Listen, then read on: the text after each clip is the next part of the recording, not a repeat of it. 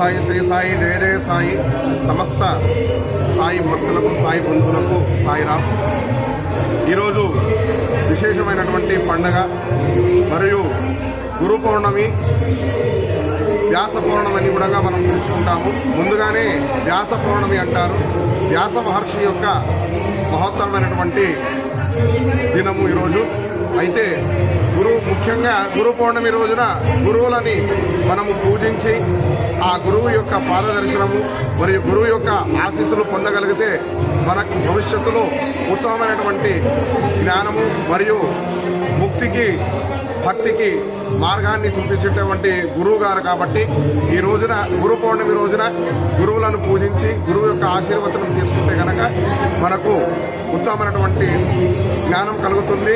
కావున ఈ గురు పౌర్ణమిని పురస్కరించుకొని ఈరోజు ఇక్కడ కోకట్ సాయిబాబా మందిరములో మరియు వెలసినటువంటి సద్గురు యొక్క సాయినాథుడు అనగా కలియుగ దైవము, కలియుగ గురువు కాబట్టి ఈ సాయినాథుని పూజించి ఆ సాయినాథుని యొక్క ఆశీస్సులు పొందగలిగితే మరియు స్వామి యొక్క అనుగ్రహముతో మంచి విద్య బుద్ధి జ్ఞానం కలుగుతుంది. కాబట్టి ఈ గురు పౌర్ణమిని ఈ విధంగా అంగరంగ వైభవంగా ఇక్కడ మందిరంలో నిర్వహించబడతాయి.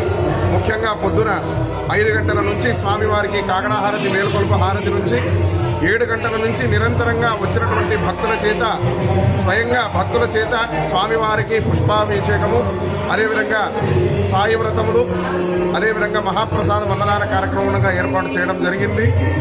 మరియు సాయి భజన మండలి వారి చేత అఖండ భజన కార్యక్రమము, సాయంత్రం 6 గంటలకి సంధ్యాహారతి, అదేవిధంగా 7 గంటలకి స్వామివారి మహాపల్లకి సేవ, 10 గంటలకి స్వామివారి శేషాహారతి పౌళింపు హారతితో ఈ యొక్క కార్యక్రమాలు సమాప్తి చెందుతాయి.